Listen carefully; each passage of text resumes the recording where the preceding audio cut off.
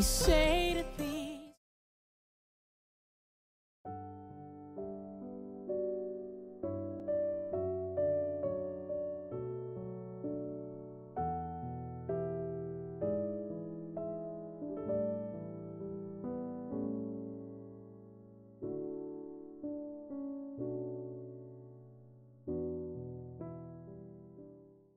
십자가를 지는 것이 세상 사람 볼 때는 우둔한 것처럼 보이고 세상의 형벌처럼 보일지 모르겠지만 주를 믿는 자들에게는 그것이 기쁨의 길인 줄로 믿으시기 바랍니다. 하나님은 십자가를 기꺼이 지고 고난과 도전을 능히 이길 힘을 주신다는 거예요.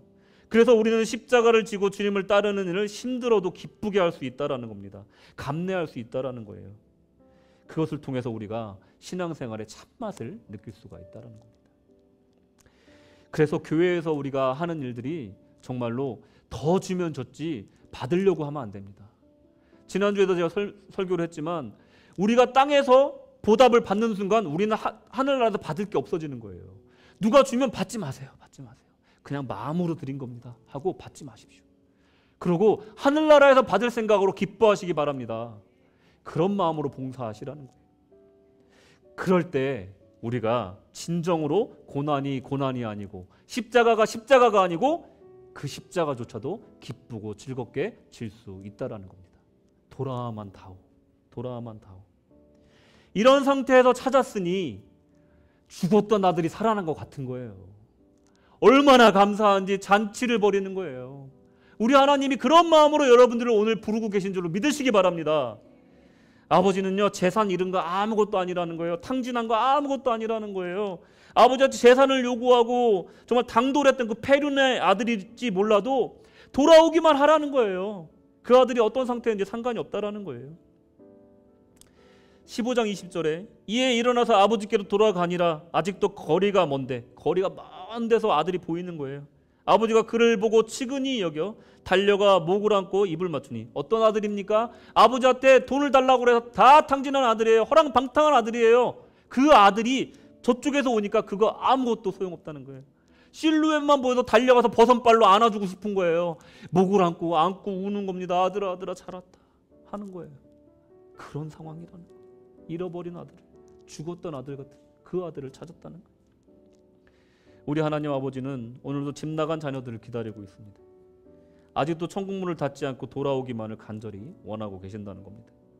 우리가 어떠하든지 우리가 무슨 짓을 했든지 돌아오기만 해라 하고 애타게 기다리고 계신다는 겁니다. 지금도 동네 어귀에 종자나무에 앉아서 저쪽에 아들이 실루엣이 보일까 지금도 애타게 기다리고 있다는 거예요.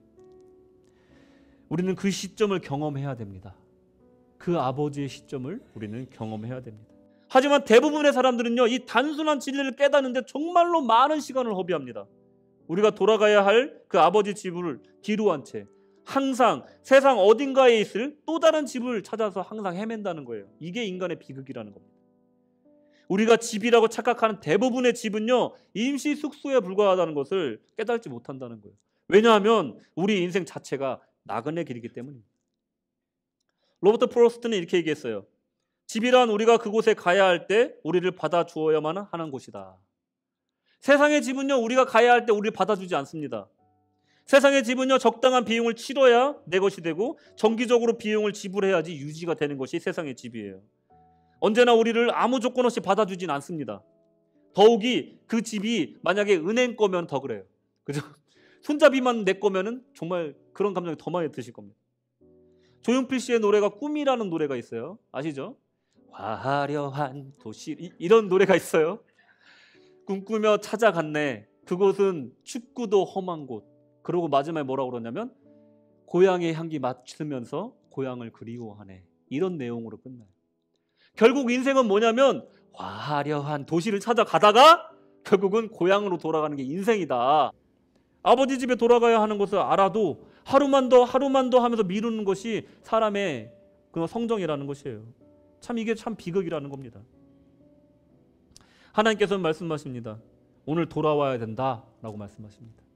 지금도 동네 어귀에 앉아 석양을 등지고 지친 모습으로 정말 그 아들과 딸이 돌아오기를 기다리시는 하나님의 마음을 오늘 느껴야 된다는 겁니다. 그리고 오늘 이 자리에 모인 우리 모든 분들이 그 하나님의 눈물을 알아야 된다는 겁니다. 그 영혼들이 속히 돌아오게 하기 위해서 아버지의 그 애타는 마음으로 그들을 위해서 기도해야 된다는 거예요. 그리고 하루라도 빨리 그들이 돌아오게끔 우리가 더 열심히 전하고 실천해야 됩니다. 왜냐하면 내일 일은 누구도 모르기 때문에 그래요. 내가 조금 더 살다가 오겠습니다. 내가 조금 더 자리가 잡히면 오겠습니다. 누가 내일을 압니까?